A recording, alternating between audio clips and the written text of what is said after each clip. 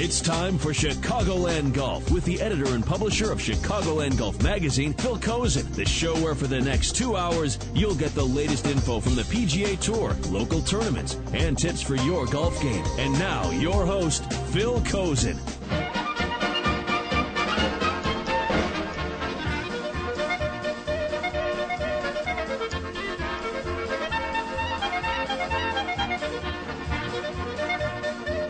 Thank you, boys. Hey, Dave, that's the state championship of golf polka. Sounds great. It's brand new. Never been heard before. Well, we're going to have fun today. As you're getting up this morning, I'm sure you're looking, you've looked outside already, if you're not outside already. And yes, it is getting darker a little bit later. And what does that mean, kiddies? It means that the days are getting shorter. Wow, I can't believe it's August already. You're just Mr. Happy today, aren't you? Full of good news. I just want to get all this out first. Blow the bilges. Today's August 2nd. And we're going to have a good show today. We're going to talk to some people that really aren't used to getting into the spotlight, but thanks to their proficiency on a golf course, that's where they be. First, we're going to talk to Amy Neff, who won the Illinois Women's Open last Saturday at Mistwood. Actually, it was pretty much over Friday because she shot 7 under par 65 at Mistwood and went into the final round with a 6-shot lead, and no one was able to catch her. And then we're also going to talk to a young man who surprised Mike Small. You know Mike Small, the king of golf in Illinois. Mike had won 4 of the last 5 Illinois Opens, the men's state championship. And Mike got surprised this week. And, of course, Mike was very nice about it, but Mike ended up losing a guy who last year made it all the way to the PGA Championship, qualified as a club professional, Mike being the golf coach at University of Illinois. But Mike made it all the way to the PGA Championship and was low pro. And this year he failed to qualify for that, didn't get himself into the top 20 at the National Club Pro Championship. And so he will not be playing at Oakland Hills next week, which is kind of disappointing for a lot of us because we just got used to watching Mike be a part of that field.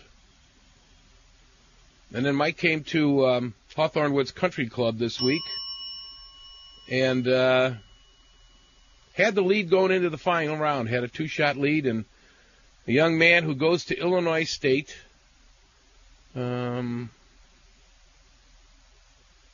Joe Emmerich from Palatine, who describes himself as a blue-collar guy from a blue-collar family. Sounds a little bit like Zach Johnson, doesn't it? I'm just a normal guy from Iowa. Joe Emmerich ended up beating Mike Small and made some awfully gutsy pars and did some great scrambling for pars down the stretch. And it was pretty obvious Mike didn't have his putter working that day. He couldn't get anything to drop. And as a result, we have someone that has interrupted Mike Small's march to his record-tying 5th Illinois Open Championship. So we'll talk to Joe Emmerich in a little bit about how this has all changed his life when he's going back to be on the team at Illinois State this year. And then during the final hour of the show, we're going to dial up Jack Barry, the columnist for Chicagoland Golf. Jack, of course, a native of the Detroit area, and who better? See, just like Medina is kind of like my home course when it comes to the PGA Championship, well, Oakland Hills is Jack Barry's golf course. It's right in his backyard almost, and he has seen many championships there.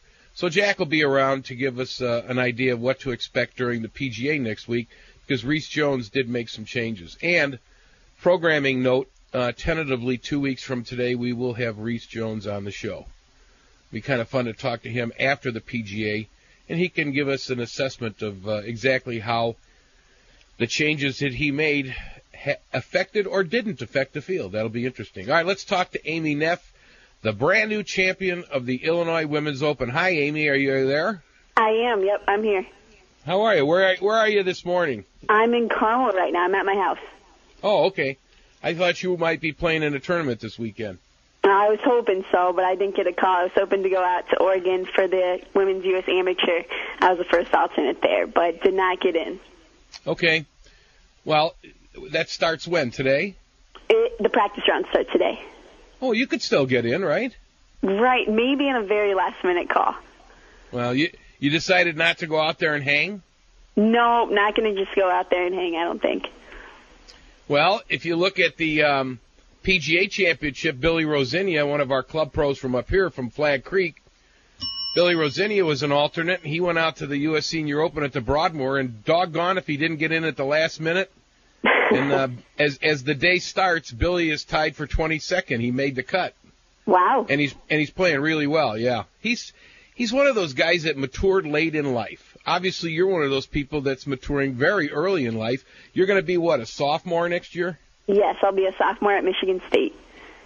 Now, you come out and you win the Illinois Women's Open, which is a pretty good accomplishment. How do you handle that with your teammates when you go back to school?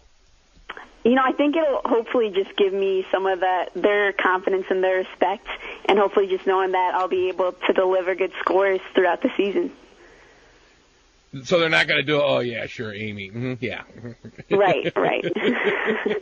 What did your coach say? I'm sure you heard from your coach. Yeah, she was thrilled. No, she was very excited. Anytime you shoot in the 60s and go low and then win a tournament and are able to hold on and put it all together, she's always pleased with that. Okay, so the first round you were in second place, or actually third place, behind two other girls that were at 1 under. You were even par. Then the second round, you come out of nowhere and shoot a course record, an Illinois Women's Open record, 7 under 65. How did that happen? Where'd that come from? I'd been hitting the ball pretty well for the most part this summer, and the first day when I shot 72, I was hitting it really well, hitting a lot of fairways and greens. I hit 14 greens, just didn't make a whole lot of putts, and shot 72 pretty easy. And then the second day, I hit 17 greens, and just had to get a couple putts to fall. And it really was just a combination of hitting a lot of good drivers, a lot of good irons, and then just making a couple putts here and there. So it wasn't really overly strained or anything to get there. It's just kind of nice and solid golf. Well, I know that most players will be more than happy to start the final round of any event with a 6-shot lead, but that also causes some problems too, doesn't it? Oh, definitely. I think there's a whole other level of pressure when you're up by that much. A lot of people, their expectations, there's more expectation than where if you're just having like a 1 or 2 stroke lead.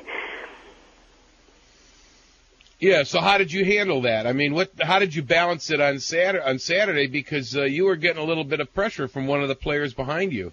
Right. Well, it started off early on. Jennifer Holling was playing great. She's 3 under through 4 holes. And I was even, and anytime a player's that many under after a couple holes, there's still a lot of golf left, and especially at Mistwood, just around the back nine, there's a lot of holes where you can definitely make some birdies or bogeys or whatever it may be. I think it was just important for me to stay focused in the present and not get too ahead of myself, but the key was for me to just really try and, just grind out and make pars and take birdies when I could get them. I neglected to tell the audience, I know where you live, you know where you live, but they don't. You live in Carmel, Indiana, which is the hometown of Crooked Stick, right? Correct, yep. And that golf course and the Solheim Cup are what really turned you on to playing golf. It did. A lot of that was a pretty big summer for me, after my sophomore years when I started getting a lot more serious about golf. And I was able to work for the Solheim Cup and was a standard bearer, and then got to work for the Golf Channel and just got to walk with a lot of really good players and just see, a high caliber of golf, which was pretty exciting for me, and I think that provided a lot of motivation. Who were the nicest players that you met? I met Paula Kramer and Catriona Matthews, and they were both very nice. I got to walk with Beth Daniels as well, and I met Wendy Ward, and they were all great too. Beth Daniels is kind of a crab, though, isn't she? I'm not going to say anything bad about her. No, she was fine. Oh, well, I tried to trick you anyway, Okay, so now what are your plans coming out of this Illinois Women's Open? What kind of a Big Ten season are you looking at? I hope we have a great year. We're going to have a pretty young team this year for the most part, just one senior. So we hope to, always make a run at winning Big Tens. It'll probably be between us and Purdue and maybe Ohio State. And we have a really strong schedule this year. We get to play a lot of the top teams, which is, I think, the only way you can get better is by competing with the best. So I hope to, win Big Tens as a team, and hopefully individual will be right up there as well. One of your teammates, Sarah Brown, came out and played in the Illinois Women's Open 2 years ago, and she had the lead going into the final round, and she had it through most of the final round. And then it just got away from her at the end. She got beat by a couple. Uh-huh. She's doing really well, though, now on the Futures Tour. Are you following all that? Yes, yep. Sarah and I still keep in touch. She's doing great. She's still getting the experience of, competing on her own out there on the Futures Tour. But she was definitely a great senior leader this past year and a great player to learn from. So she's always very encouraging to me, and I just look forward to seeing her do a lot of great things. Are you looking toward a career as a professional? I hope so. I hope that's something that can happen for me. I'm just going to keep trying to get better, and hopefully, I'll be able to get there in a couple of years. If you could speak to all the young junior golfers, especially the young girls right now, what would you tell them? I would probably tell them to try and keep a balance. You don't want to get burned out on golf or anything. I think that was pretty key for me to make sure I had a balance of playing different sports and doing as many things as I could up until I thought it was necessary for me to focus on golf, and to try and have fun with it and not get too caught up with, finding everything in your life revolve around golf. You want to be able to have some friends and different things that you can go to as outlets as well. Did they give you, back in Carmel, did they give you a ticker tape parade when you got home? No one did, no. I bet they didn't even, did they mention it at all in the Indianapolis paper? They did on Sunday, actually. They did mention it there, but Carmel's not, they didn't do a whole lot there, but the Indianapolis Star did say something. I did, before I let you go, I want to ask you, what are your impressions of Mistwood Golf Club? It's a great course. It's definitely a different track, and you got to really think through everything and big commitments. I think that was probably the number one thing for me, was to make sure I made a lot of commitments and just focused on that and tried not to get too down if things didn't go the way I wanted them to, as long as I stayed committed to the shot and had the strategy. I think that was probably the biggest thing for me. What did you learn? What do you take away from your experience at Mistwood and winning the Illinois Women's Open? I think from winning the Illinois Women's Open, that's also great just to win a tournament, get that experience, get used to making putts with your hands shaking under pressure, and just having a strategy and going out there and staying committed to it. And if things go off, a little bit, you just got to scramble and kind of grind it out and get the up and downs when you need them. All right. Well, good luck. What's next on your agenda? I'll have a tournament up in Michigan this upcoming week, and then one more right before school starts, and then, fall Big Ten season starts. Yeah. Did you ever have to go to class now that you're a big-time athlete and everything? I mean, or they just mail you in some good grades? Oh, no, I wish that's what happened. No, but I definitely still have to go to class. What kind of football team are the Spartans going to have this year? I hope a good one. Last year they were pretty close. They only lost all their games by 7 points or less. So hopefully this year they're able to turn those near losses into some wins. Yeah. All right, Amy, thanks a lot. Good luck to you, and we'll talk to you soon. Okay, thanks so much. Thanks for having me on. Okay, that's Amy Neff from Carmel, Indiana. As she was very emphatic in letting us know, Carmel is out on the west coast on the Pacific Ocean. Carmel is in Indiana. If you know the Indianapolis area and you look at it as a big clock with the interstate going around it in a circle, Carmel is about 12 o'clock. And she's what a great town to grow up in, with a course like Crooked Stick. And as a sophomore in high school, she got to work as a standard bearer at the Solheim Cup. It's 6:14 in Chicago. We're coming back. We're going to talk to the winner of the men's state championship. It all happened this week in the area here. We'll talk to Joe Emmerich when we come back. I'm Phil Kosin. This is the Chicagoland Golf Show, and you're listening to The Score, Sports Radio 670.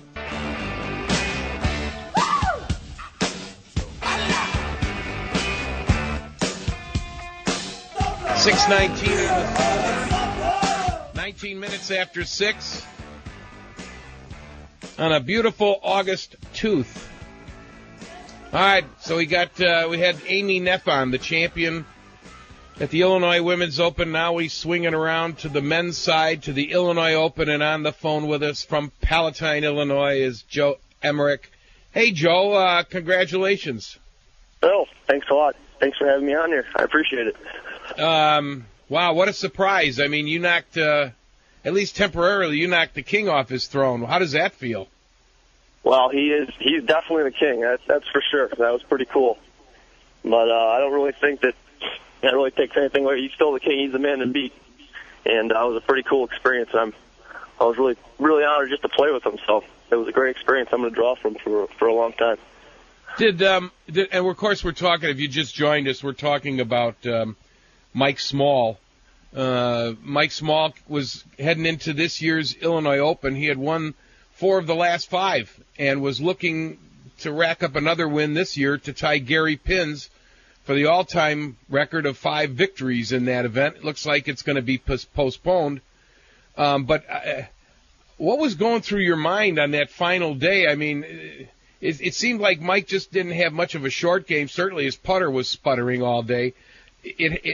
What was going through your mind, though, that you're playing against a player of that stature and you're staying ahead of him? Well, I mean, first of all, I have no doubt he's going to get that record and break it by a few. I mean, he's got the game to do it. But I mean, going into the day, I was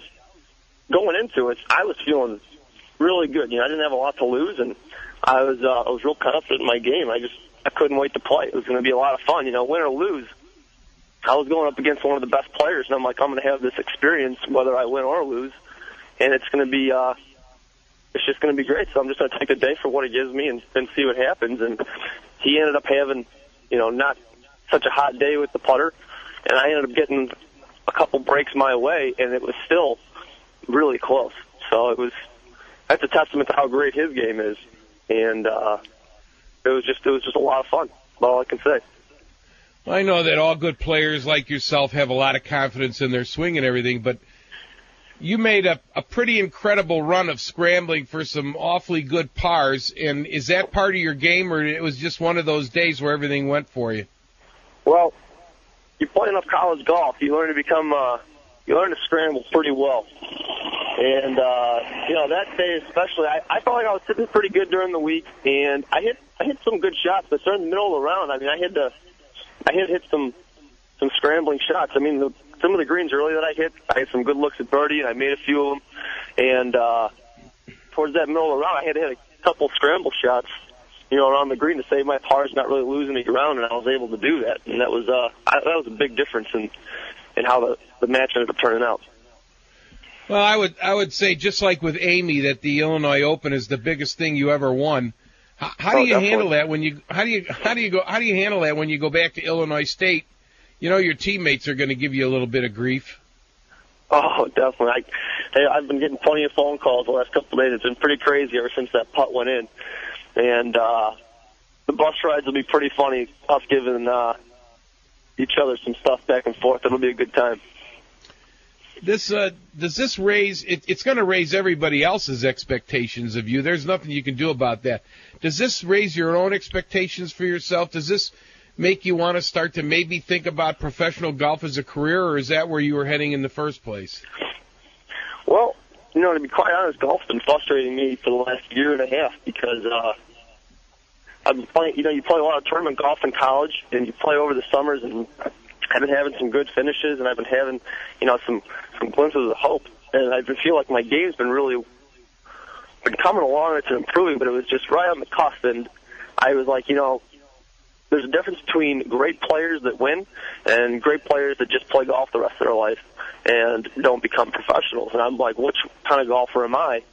And I was having a hard time trying to figure out exactly which one I was. And I've been having some good finishes in college, but I wasn't closing the deal. And mentally, I was like, I don't know if I mentally have the game to compete with some of the best players. And getting to play against a couple guys that were in the field this week at the Illinois Open and Mr. Small, and actually closing the deal in a big event gives me a lot of confidence to move forward with my game now. Whether I turn pro or not in the future, I still have 2 years to figure that out.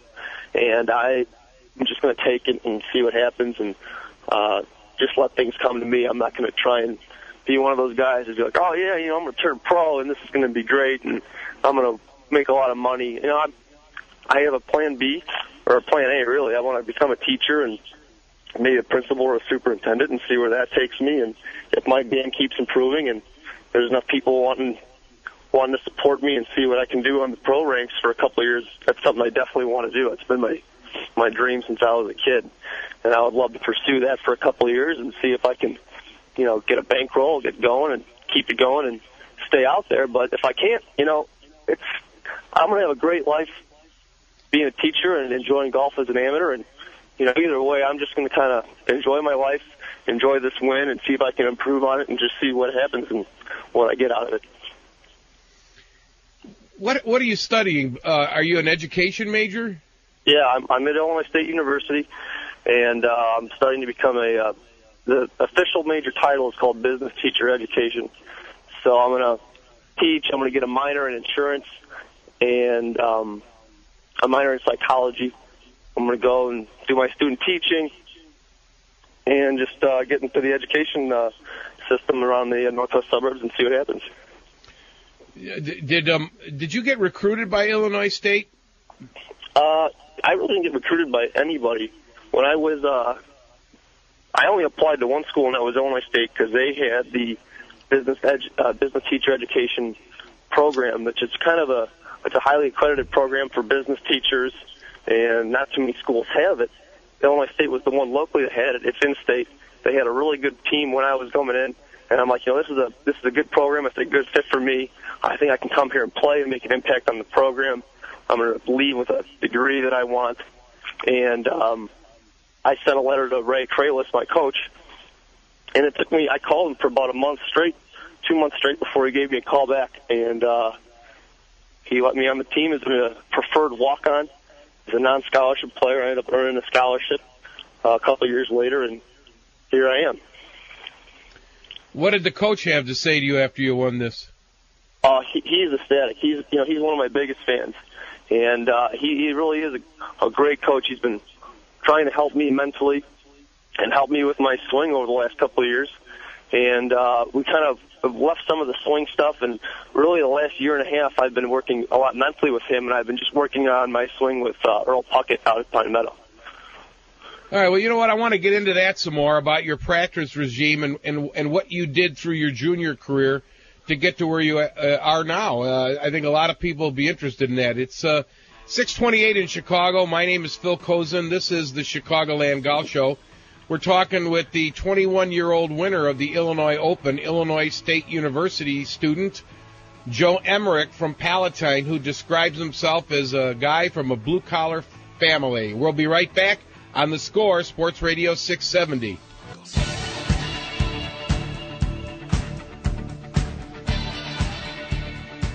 This segment on The Score and Chicagoland Golf is brought to you by the DQ Hot Dog of the Week. Win a Dairy Queen gift card. Log on to 670thescore.com for the DQ Hot Dog of the Week contest information. We're talking with a guy who's probably had a steak dinner this week celebrating his Joe Emmerich. I'd have to say it was unexpected win at the Illinois Open. What was your goal going into that thing?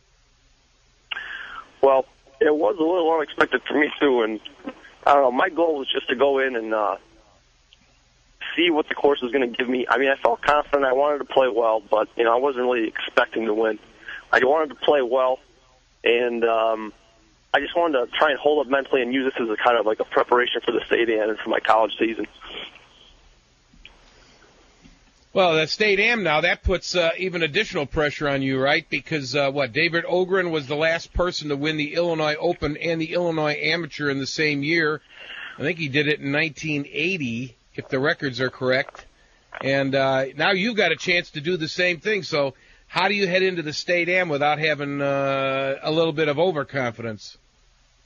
Well, I don't really view it as pressure or overconfidence. It's just a tournament like any other tournament. And, when you play a lot of tournament golf, they all run together. Now, the Illinois Open and, bigger state events, you do get up for a little bit more, I'd say. But I don't feel like I got like a target on my back or any additional pressure. I'm just going to go and play my game, and I feel confident that I'm going to play well. And if I finish well, I finish well. If I win, I win. If I miss the cut, I miss the cut. But I'm just going to go and try and play my game and see what I get. Well, at Hawthorne Woods Country Club, a brand new course to the Illinois Open rotation. How many practice rounds did you play? Yeah, I'm really fortunate because I live in the area. I got to play 4 rounds out there. I played with some members a couple times. I got to play with the head pro. Earl Puckett took me out there, and one of my buddies who knew the caddy master got me out there on a Monday, and I got to just kind of walk around. And I really liked the course, and Hawthorne Woods did a fantastic job of getting that course in real tough condition, and they were very accommodating. I mean, it was a really seamless transition from the Glen Club to Hawthorne Woods, and that superintendent really deserves a lot of credit, because I think a lot of players, when they went out there, were like, man, and there's it's all right off the tee, it's all right into the greens, and the greens are deceptively flat. All the players said that they're almost sort of like, they're flatter to the point where their breaks are so subtle they're hard to read. And that superintendent, I mean, I think a lot of players were guessing that the winning score was going to be close to 10 under plus, and the winning score ended up being 5 under. And I think that's a huge credit to the superintendent for getting that course in tournament shape to make it really challenging for all the players.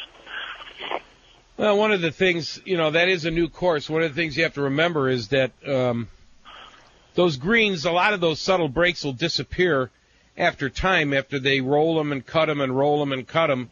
And that one of the reasons for that is because the golf course is so new. And the greens really haven't picked up a flow yet completely. I'm not saying they were unplayable or anything like that. It seemed like a really nice course, one that would be a lot of fun to play. But I think, what you're saying, and I'm just explaining this to the listeners, a lot of that'll come out later. It's like when they first opened up Bolingbrook, I remember the greens were the same way over there.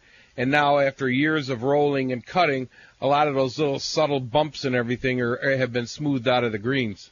Well, I played Bolingbrook when it first opened, and I played McRae Memorial in Barrington when that first opened. And I don't think you can compare the condition Hawthorne Woods is in now to the condition those courses were in when they first opened. If you wouldn't play it now, I think that you wouldn't be able to tell that it's new. I mean, it's still relatively mature compared to what you're saying, but I do know what you mean, where over time those greens are going to be even more pure than they already are. Yeah. Okay, now tell us how did you get ready for this? What's your practice regime? I guess you work at Pine Meadow? Yeah. I worked out at Pine Meadow in Libertyville, and they have I think the best practice facility for a public practice facility in the area, at least the suburb area. It's humongous. It's about a 100-yard by 150-yard grass tee, and there's actually 2 grass tee hitting areas. There's 2 chipping greens with bunkers and 2 putting greens, and then the golf course speaks for itself. So it's a great place to work. They treat their employees great as far as playing privileges, and it's a great place to be if you want to improve your golf game. All right, be honest. How many times have you birdied that third hole? I have no idea. It's a tough one. It's a great golf hole, though. Playing it out, they actually have a new tee box now. I mean, it's driver 3-iron into that green, and it's funny. Unless you're playing some kind of event, they always get the pin front left in that biggest area, so it doesn't play as hard as it could when they put it back right. But that's a fantastic golf hole. Yeah, I go out there and I've watched people in the past play while we were playing in events and stuff out there, and very seldom do people reach that green and hold it in 2. It's just such a long par 4, but It really forces you to play your best. Okay, let's see. I think that's it. Oh, I know. Did you and your friends have a pretty good celebration after you won the other night? Yeah, I had a great time. We got home and a bunch of us came over and we had a few beers and we watched the news, and it was just it was a great time. Got some pizzas and went out a little bit afterwards, and the next morning you felt it. But it was a great time, and I really enjoyed it, and I'm going to keep trying to enjoy it as much as I can. Well, you enjoy yourself. Hey, listen, I got one more question. How many cans of beer does it take to fill up that trophy? Phil, I'm still working on that. It screws the. No, don't tell the IPGA this. This is between me and you. But there's like a screw on the bottom, and you can't get the lid off. So I'm trying to figure that out, and I'm guessing probably about 8. But don't tell them I said that. No, I won't. I'm sure none of them are listening right now either. Hey, Joe Emmerich, congratulations. You bring honors to your family. Oh, you know what? Tell us a little bit about your family. I'm sorry. I wanted to get into that, about that blue-collar thing you were talking about the other day. Oh, well, I come from a fantastic family. My mom and dad and my brother are tremendously supportive, and without them I would not be anywhere close to where I am at. My dad was on the bag when I won. He was probably more nervous than I was, and it was a hell of a time out there, me and him, and that hug we had after the round. That was something special that I will never forget. But it's a great family, and I am very proud to say that I'm an Emmerich. Well, good for you. Well, thanks for getting up with us this morning. Good luck to you, and we'll catch you down the road. Bill, I appreciate it. I look forward to seeing you soon. All right, thanks, buddy. Thank you. That's Joe Emmerich, the 21 years old.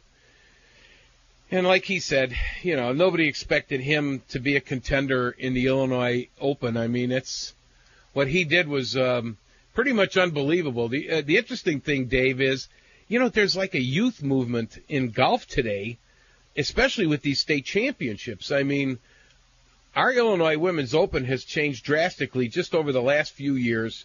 The college coaches from the Big Ten and the other schools in the area have caught on to what it is, and they're sending their players. This year we had 9 either former Illini or current Illini players. We had players from Michigan State, I think most of the Big Ten schools. And you have someone with, we had some really seasoned pros in there too, and to have somebody who's going to be only a sophomore at Michigan State in the fall win the women's title, and then here's a guy he's a redshirt, but he's going to be a redshirt senior at Illinois State, and he surprises all of these good players that showed up. It's just shocking to me. That's all. In fact, to go even further, you had Kyle English, who's an amateur out of Bloomington, finished tied for 6th. Blake Biddle finished in 5th place all by himself. He's an amateur out of St. Charles. Kyle English is a high school kid, and Blake Biddle's only 16 years old. And they finished 5 and tied for 6th. So it seems like there's a trend.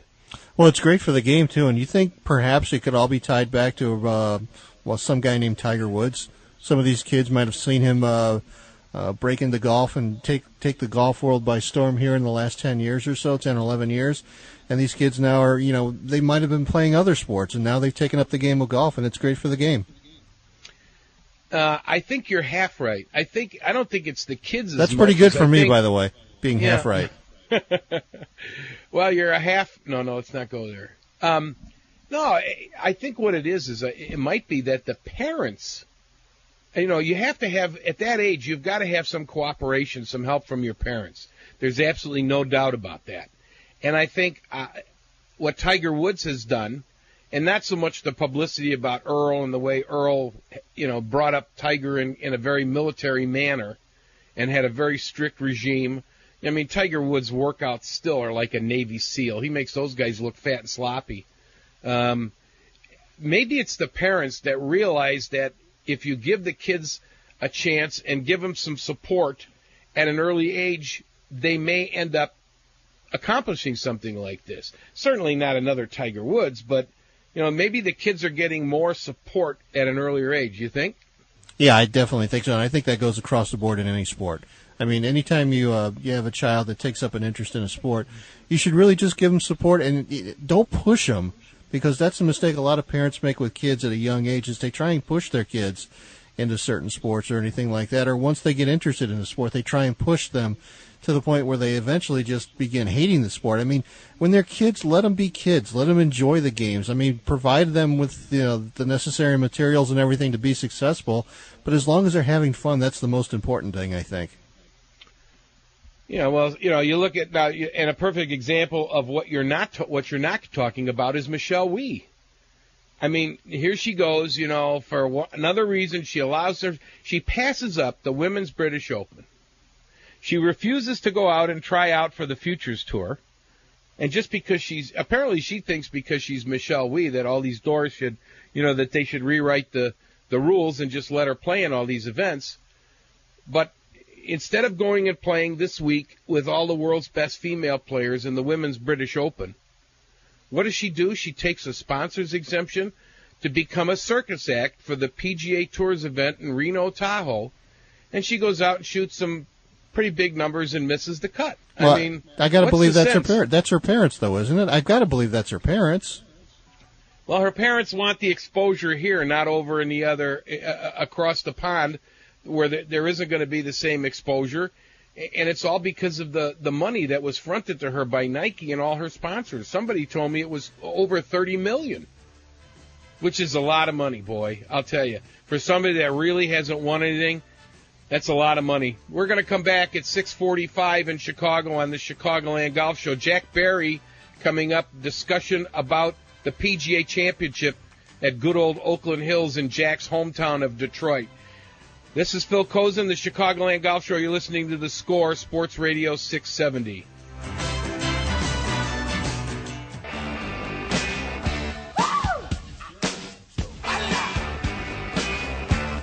We are back, the Chicagoland Golf Show. This is a kind of an interesting weekend. If you're gonna ride your recliner this weekend, might we suggest the Women's British Open, but that's going to be on early this morning, I think. And also the U.S. Senior Open. The Reno Tahoe thing, the circus act is over. If you're just waking up, Michelle Wie did not make the cut. I think she shot something like 81, 84. I'm not sure. I'm going to look it up. But I know she didn't make the cut. So she's 0 for 8 in pro events with men, and she hasn't won anything on the women's side either. Why has Michelle Wie got all this fame? I realize she's attractive. She looks good in her clothes, and we've heard so much about her. But, come on, Michelle, it's time you do something or,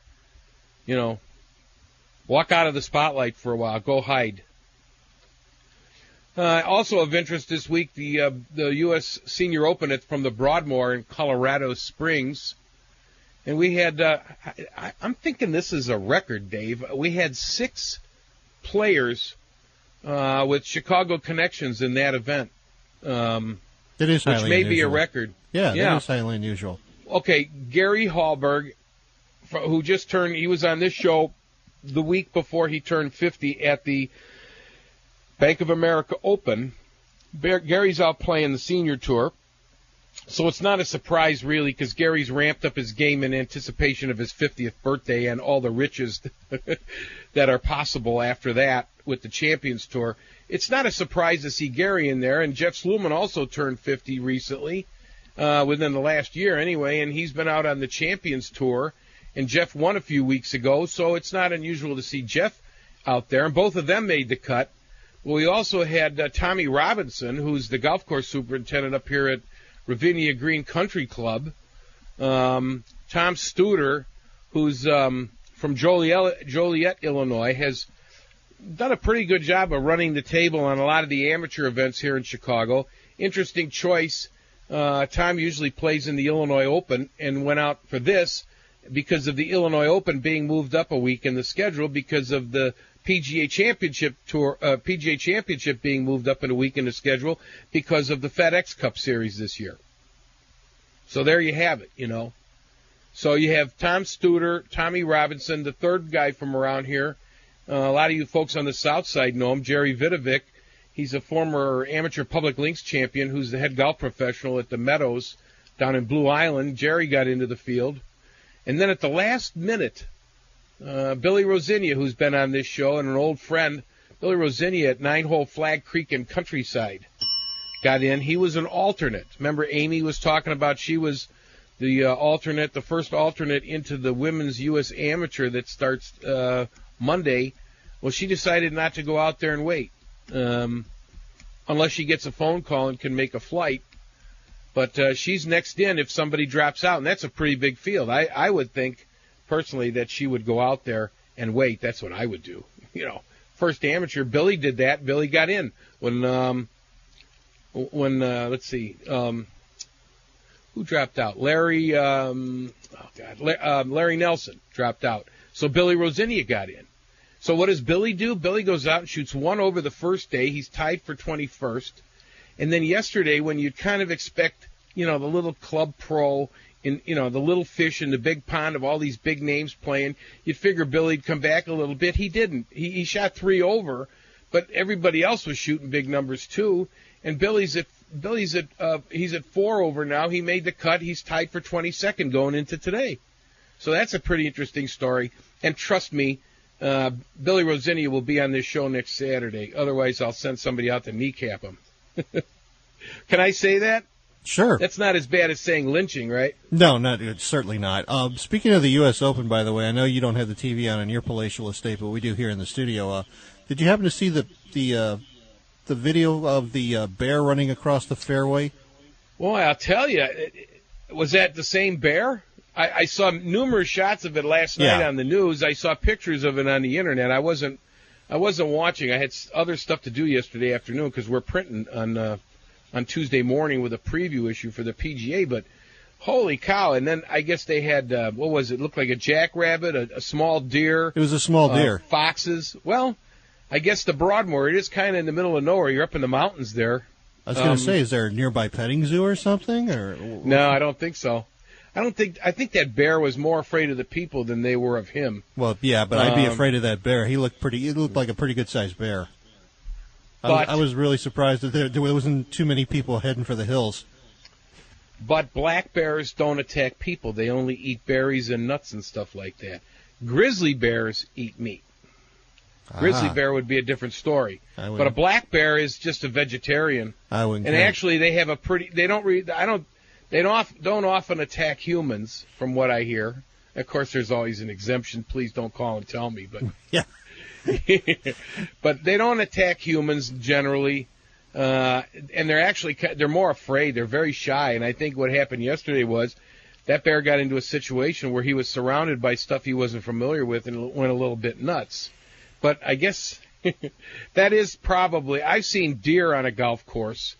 A few years ago at one of the terms, I don't remember where it was, the deer ran across the golf course and they had an 8-foot fence that was covered up with that canvas, so that you couldn't stand outside and watch the tournament for free. Right. They ran across the fairway, ran through the woods, and jumped over that fence. Believe that, 8 feet. Yeah, the deers have some impressive hops. They really do. Right, and so does the beer that Joe Emmerich will be putting in that Illinois Open trophy as soon as he figure out how to get the lid off. That may be why it has a lid. Hey, hang on with us. We're coming back. Jack Barry, we're going to preview the PGA and talk all things golf after the top of the hour. This is Phil Kosin, the Chicagoland Golf Show on the Score, Sports Radio 670. Let's get back to Phil Kosin and Chicagoland Golf on 670 The Score.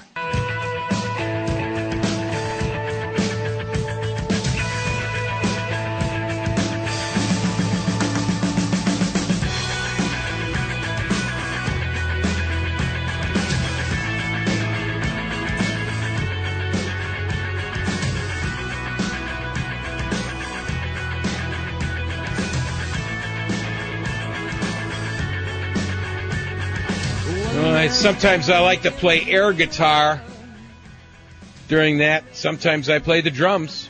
I can play them both well. This segment on the Score and Chicagoland Golf is brought to you by the DQ Hot Dog of the Week. Win a Dairy Queen gift card. Log on to 670thescore.com for the DQ Hot Dog. Take two.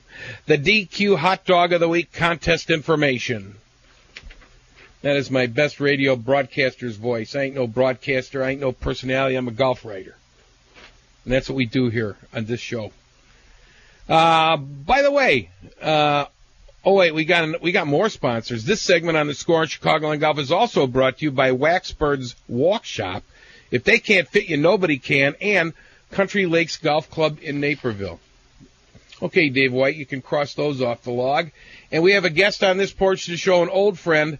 And I would say of all the golf writers I've ever met, he is the foremost expert on Oakland Hills. He is its defender, and proudly so, because he grew up there and has covered golf in the Oakland Hills, Detroit area for, let's just say a long time. How's that, Jack? Jack Barry, come on in.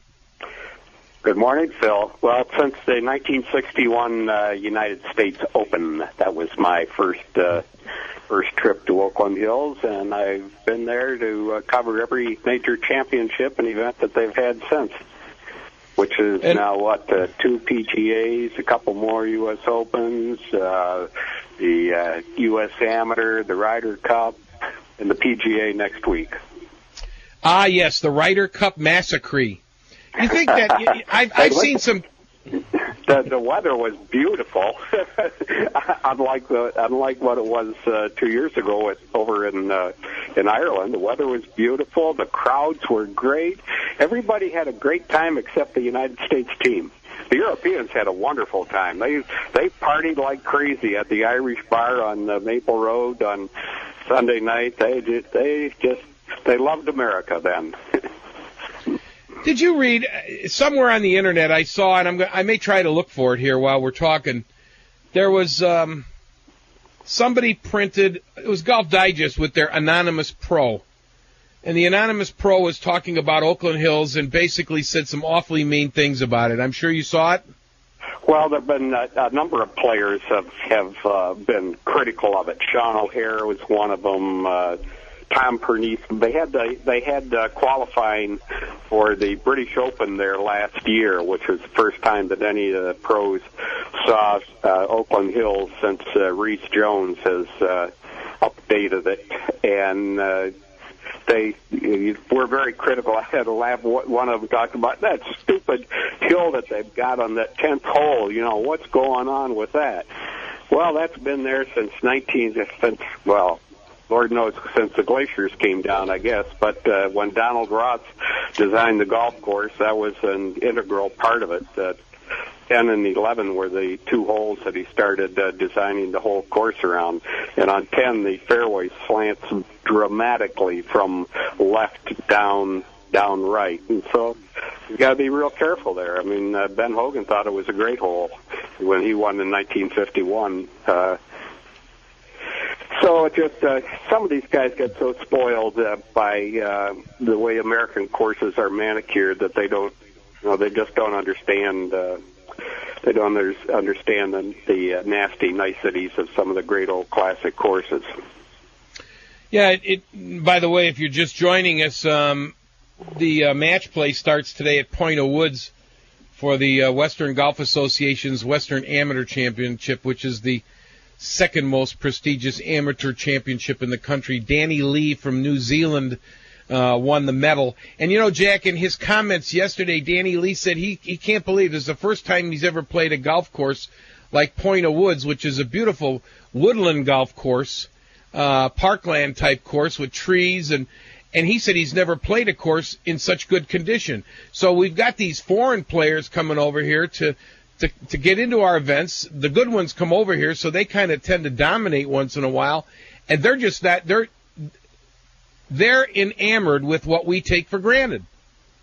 That's probably pretty true. A lot of the European tour. I mean, for years, the word was that they had very poor practice facilities, and they weren't treated the way that players are treated at the American courses and that sort of thing. But they have improved. I laughed yesterday when they were interviewing Vijay Singh after his one-shot lead in the tournament at Firestone. And he said, yeah, he likes the warm weather over here a lot better than when he played in Europe, and it was cold frequently, as it was during the British Open a couple of weeks ago. We're visiting with golf writer, Chicagoland golf columnist Jack Barry, who's been in the Detroit area since before, I think, the Tigers, right, Jack? Well, maybe not that long. Well, you're going on about players. Have you seen where Hunter Mahan, who was runner-up to Ricky Barnes in the amateur at Oakland Hills in 2002, and now he's ripping the PGA of America for the Ryder Cup. And this is a guy who obviously he went to OSU, and we people in Michigan don't think much of OSU, even though it's Oklahoma State, not Ohio State. But he tees off on the PGA and how badly they treat the players, and gosh, they cart them around all week, and it's slavery. Oh my gosh, this guy is he is so off base that it's pathetic. Both Peter Oosterhuis and Nick Faldo were talking about it and saying, how much. Hey, it's a great honor to play for your country, for them over there. Now it's for their continent, but it's.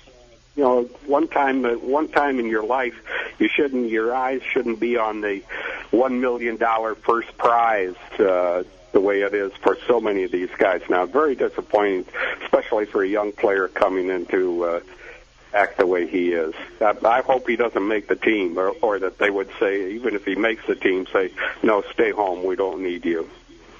Well, I'm sure everybody that listens to this show realizes that we all know that tour players are spoiled. Let me read this to you. I found it. It's on the golf. It's on the Sports Illustrated website. They, from time to time, print comments from an anonymous PGA Tour pro, and I'm not sure if this may be made up because we have no proof. I think it's really a cheap shot for any player that would say this and not stand behind it and hide behind anonymity. But here's what they say about Oakland Hills. I know this about Oakland Hills. It's brutal, and it's pretty high up there in the course rankings. It's 18th by Golf Magazine. But I don't know any player who say, God, I love Oakland Hills. It's a ball buster. The greens are over the top. They're straight from putt-putt, minus swinging logs and clowns' mouths. Plus, you're hitting 3-irons into most of them. I have no idea why Oakland Hills is rated so high. What's the mystique? Because Ben Hogan won the U.S. Open there 1,000,000 years ago and bragged that he finally tamed the monster? That's prehistoric. The last Open there in 1996 was uneventful. On the 72nd hole, Davis Love III three-putted. Tom Lehman hooked his drive into a fairway bunker to allow Steve Jones, a qualifier who scrambled his tail off, to win. I don't know why we keep going back there. Well, my question is, why are you bothering to play in it? That's right. I mean, really, I think it's, first of all, let me just say this. I think it's awfully cheap journalism for Sports Illustrated to print something like that. Well, that's the mindset of an awful lot of players these days. Steve Jones, his name is not down as one of the all-time greats or anything, but after he won the Open at Oakland Hills, a year or so later, he won at he won either at Pebble Beach or the Heritage. Both anyway, two really terrific golf courses, and the guy got talent, and he got around, and that's what happens in major championships. All right, first of all, how much did 1951, I think, Robert Trent Jones Sr. came in and updated the Donald Ross layout? What changes? What were the biggest changes to the golf course in 1951? Well, Trent had gone around and looked at the other tournaments and where the players were hitting their drives, and he was seeing how far that they were hitting them. And at Oakland Hills, the course was built in 1916, back in the days when they had wooden shafts and lousy golf balls, and the fairway bunkers were the players of 1951. They could fire it way over where the fairway bunkers were set. So he moved fairway bunkers out to come into play, and he also deepened the bunkers around the greens. And he did more of the bunkering, and then the club narrowed the fairways and let the rough grow crazy. But he didn't do anything with the greens. The greens have always, and Reese Jones, who they brought in after the Ryder Cup to update the course, he didn't touch the greens either. They lengthened the course by 400 yards because these guys hit the ball so far now, and he got rid of a whole lot of trees that golf committees had planted over the years that were never intended be there, really. And he brought water into play more on the two holes where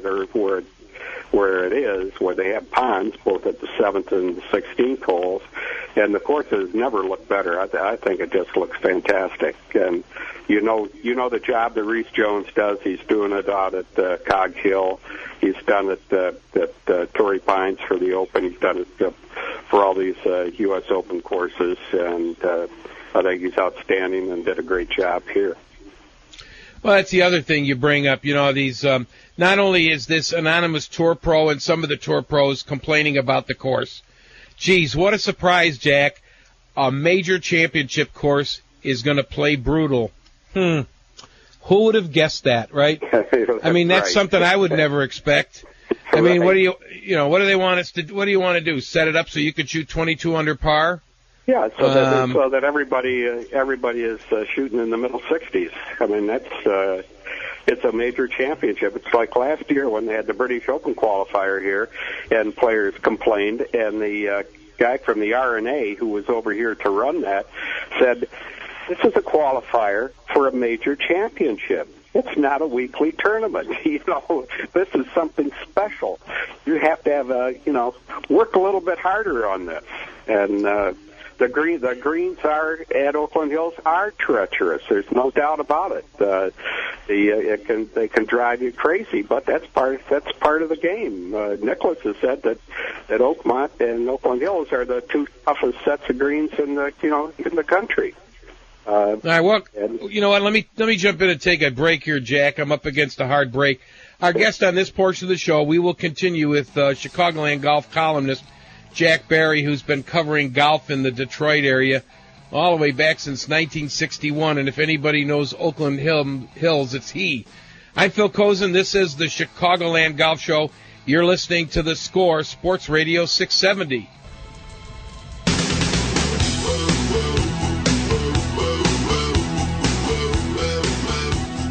.719 in Chicago, the Chicagoland Golf Show.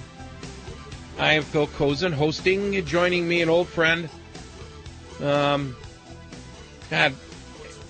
guy with so many awards for golf writing, it's almost unbelievable. The most recent being the PGA of America's Lifetime Achievement Award for Journalism, Jack Barry.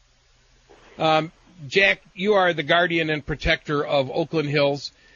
You know what? I've been reading all these internet chat boards where the architectural nuts like to gather. Have you ever read any of those? No, I don't go too much for the blog stuff. It's kind of fun to read the stuff. On one of them, some of the architects even participate. Your friend Tom Doak has been known to chip in once in a while. But anyway, on these websites, there seems to be a bias against Reese Jones. These guys, they can never explain themselves when I get in there using an assumed name and ask them questions to back up their statements. They just say, well, one guy wrote that Reese Jones has turned Cog Hill number 4 into crap. And this was before they even broke ground on it, So I don't know how these judgments come up, but Reese Jones is really getting toasted pretty good again for the latest set of changes to Oakland Hills. Now, one night, we were out with Frank Jempsick and his wife and Reese Jones and my wife Kathy and I, and sitting at the dinner table, you know me, I said, Reese, these boards exist, and some of the stuff they write about you, does that bother you? And my wife is like poking me going, no, you shouldn't be asking him that at this table. I said, he's a big boy. He can answer that question. Reese laughed. He said, no, I don't pay any attention to it. But do you think that's fair? Because I think, what is it? These people are jealous that Reese keeps getting called on time and time again to do this work? Yes. Simply yes. I think it's professional jealousy. For a while it was Fazio was taking all the slack.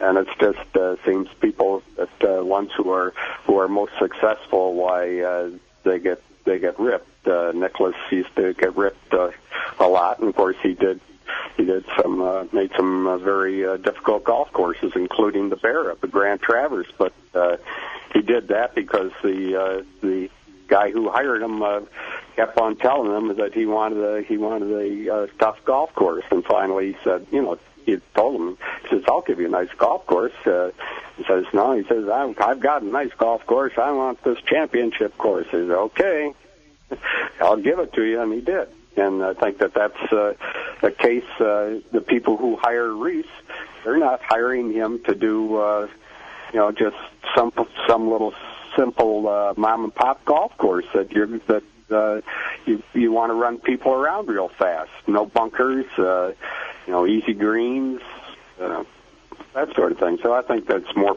in the line of professional jealousy that they're not called to work on these great courses. Well, if he's running true to form, I'm sure that Bradley Klein from Golf Week will come out with something probably early next week saying that Oakland Hills doesn't belong where it is on the list of the top 100, and he'll rip it like he did at Medina 2 years ago during 2006. Well, it's to each his own. I don't get real overly excited about their criticisms. No, and I don't know who Bradley Klein is. He was created by Golf Week, That's correct. And all these people, well, you get all these people that worship at the altar of guys like that and think that every word they say is the gospel. And you know what? It's all opinions, isn't it, Jack? Sure. It's I think as I wrote in the upcoming Chicagoland Golf column about Big Cat Williams, who's national two-time long driving champion and so forth. And the first time that he played Oakland Hills, he was like 600 par after 12 holes. He thought, well, what's so big about this?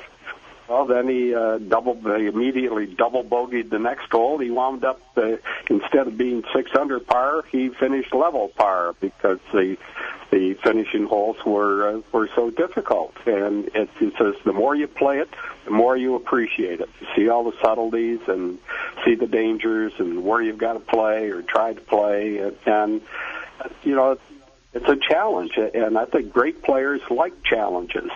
Some of the run-of-the-mill guys who have been used to these cookie-cutter courses and they want whipped cream on top of everything, why they start crying in their $1 million pots.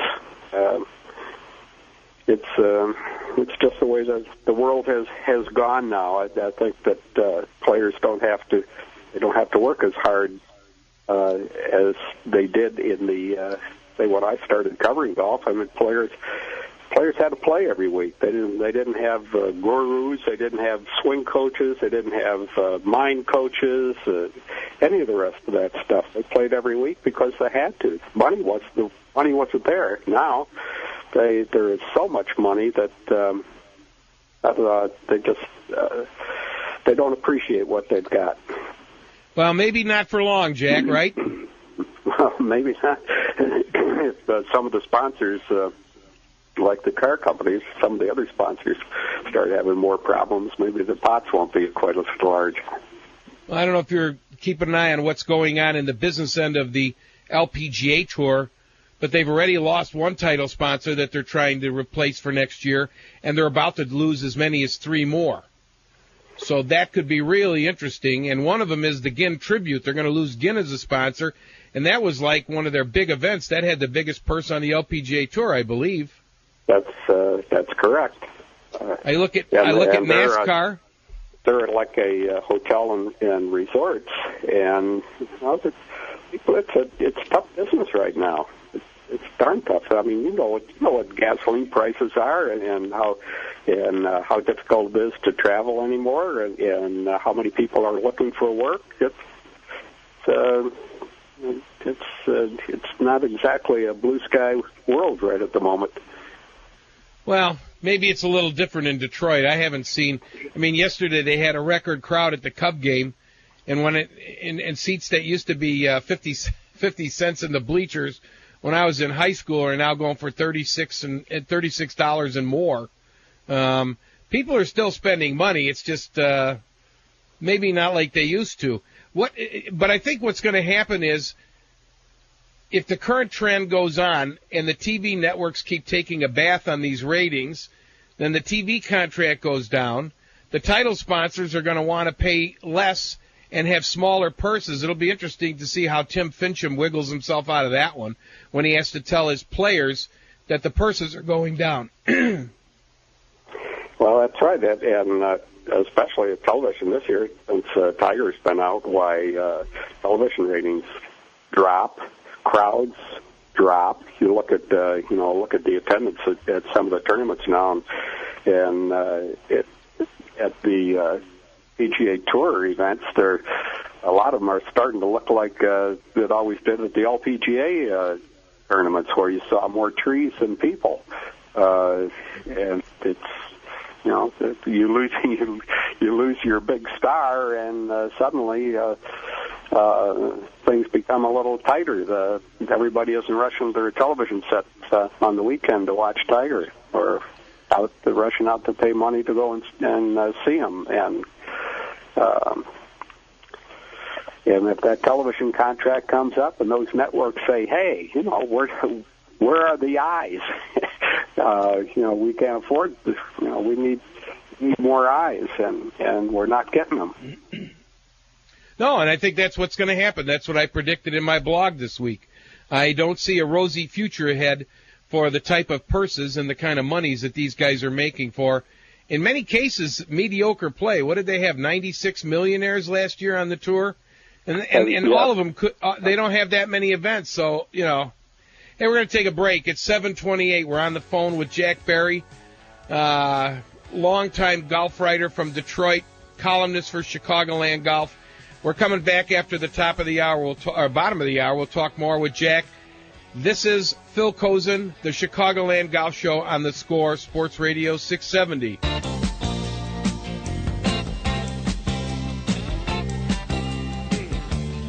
This segment on the Score in Chicagoland Golf is brought to you by St. Charles Toyota.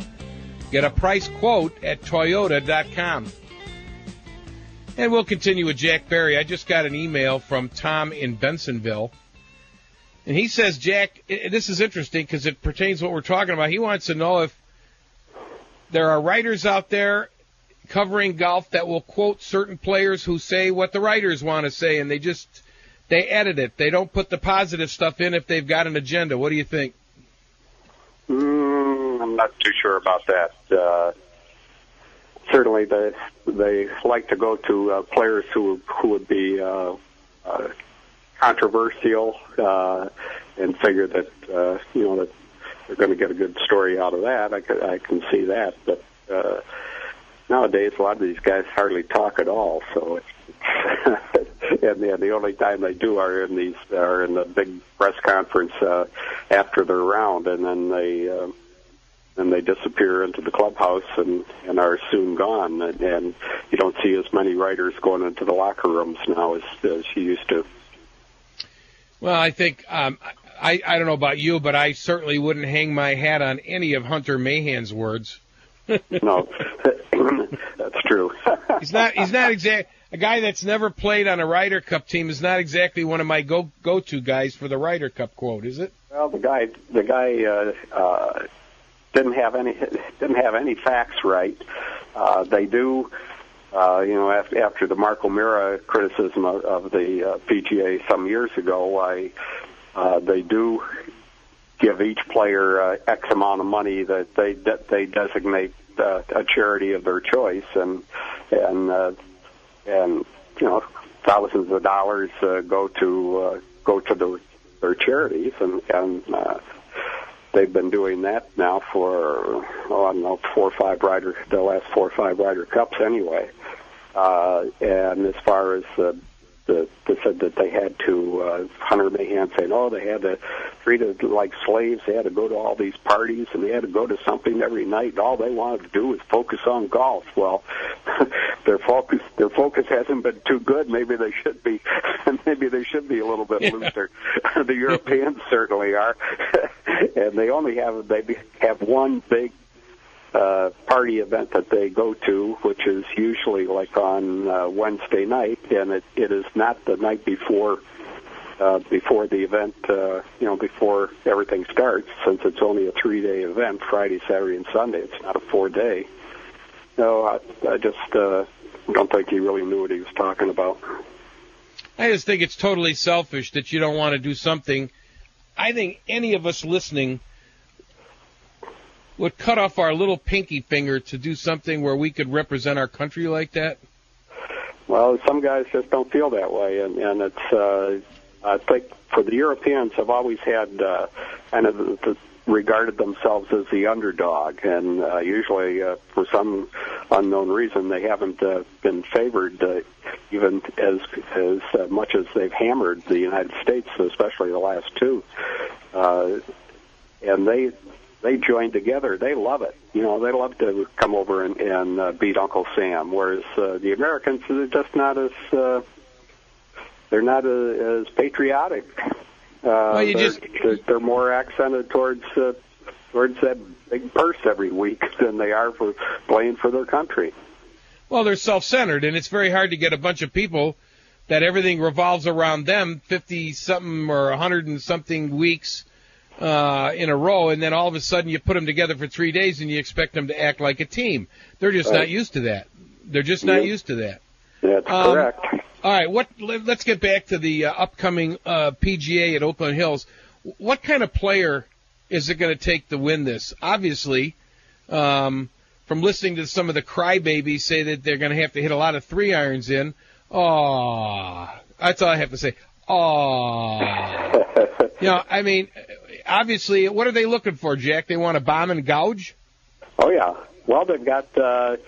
You know, as happens at most major championships, they take a par 5 on each side and reduce it to a long par 4, which they've done here for, gosh, as long as I can remember. The 8th and the 18th holes, they turned both of those into long par 4s, and they are tough. It's like the 18th is that green was meant to be a par 5. It's shallow green. It's got a great big hump in the center of it, and it does make it hard. But when you win one of those, your name forever is as a champion of a major championship. It's not if you won the the Kmart Open or something like that. People don't talk about that for years. But if you won the PGA Championship or United States Open or the British Open or the Masters, that's a special. That's something that very few players do in their career, and that's they should be harder. It should be more difficult to achieve. Well, yeah, it's not only the purse that you get from the U.S. Open, but everything else that comes to you from that over the years, even if it's something that isn't monetary, where you're introduced at the memorial as the winner of the such and such U.S. Open. Nobody could ever take that away from you, and you will always be introduced like that. That's correct, and to some players that means an awful lot. To other players, they're just content to go along to be compensated terrifically if they finish somewhere in the top 10. Nowadays, if they finish in the top 15 or 20, it's a lot of money. So what sets them apart? Winning major championships. That's what sets them apart. That's what Tiger Woods wants to do. That's what Jack Nicklaus wanted to do. That's what Arnold Palmer wanted to do. The great players play great, and mediocre guys, unfortunately, are rewarded handsomely these days. All right, what kind of game are you going to need to win at Oakland Hills next week? Obviously, you got to be a great putter, and you've got to be. It's like any major. Jim Furyk, he hits the ball relatively straight, usually stays out of trouble, and he's almost always at least in the top 10. Nicholson, I don't know about him. He's having a good time at Firestone right now, and he's in the hunt there.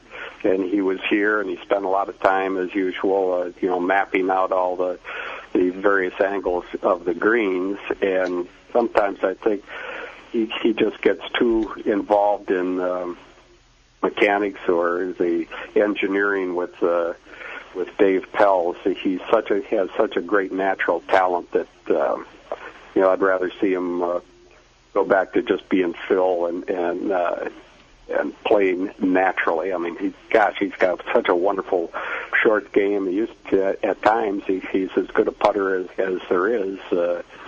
Tiger certainly is number one, but Phil could always make great putts, make great ups and downs.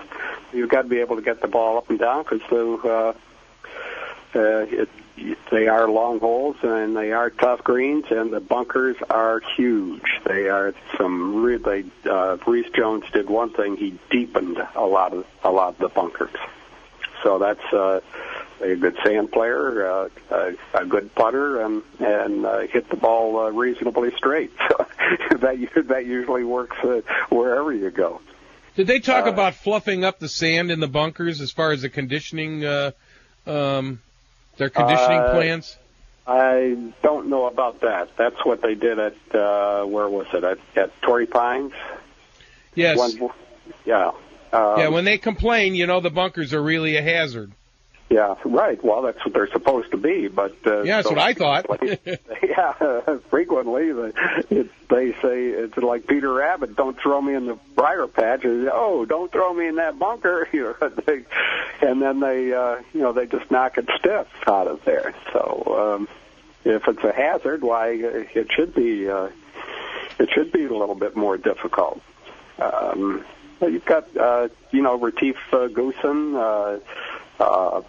Harrington, I'm kind of wondering. He admitted yesterday that he's still just very tired from everything, all the strain and in winning the Open and in tough conditions just a couple of weeks ago, and he's tired. So is he going to be able to come back or not? I don't know. But he is a great putter, and he is a guy who has great imagination and gets it up and down from a lot of different places. The Jeff Ogilvy, who won the Open that Mickelson gave away, he's another contender. I'd like to see Adam Scott finally come through and win one of these, and I think he's got the game to do it. We'll see what happens. Yeah. Hey, Jack, I appreciate your getting up with us this morning. You're a fountainhead of great information. It's easier for me when you call me, and I'm in Eastern time. But when I'm out in Arizona during the winter, it's a little bit tougher. Well, that's what people don't realize. When we do this show, and the majors, when I would take all the equipment out with me and I'd do it from the hotel, it was awfully hard to get guys to get up at 4 o'clock in the morning to meet you in your hotel room. To sit and talk about golf on what's usually a very long day, Saturday at a major. Now that they're going to do them all the way till midnight with lights on the last few holes. Yeah, yeah, that is a long day. But yeah, you're right, and that does. The listeners, I'll tell them, it does factor in on who we like to ask to come on as guests. So, of course, I don't want any of those left posters anyway. You always get Bob Verdi, and Bob is terrific. He's a Chicago guy, and he does a great job at Golf World and Golf Digest, and I've been entertained every time I've heard him on with you. Well, thank you. Yeah, Gary Van Sickle's good, too. Gary lives in the Eastern time zone, and I'm going to probably shoot to get Gary on with us next Saturday. Yeah, his son play real good up at Marquette, at Marquette University in Milwaukee. I know, his son... Gary used to work for the Milwaukee Journal, so... Right. I think Gary's planning on his son making it big on the PGA Tour, and Gary living the way he would be like to be accustomed to living, Yep. His son could support him, and then Gary could just sit back and write books, Yeah. And play golf. He's a good golfer, too. Yes, he is.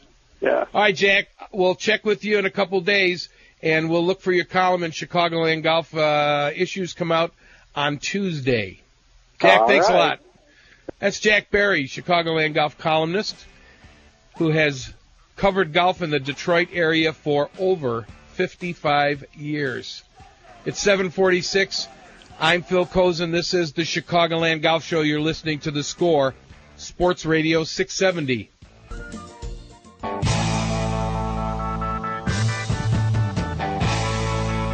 .751 in Chicago. It's time to start moseying toward the first tee if you've got an 8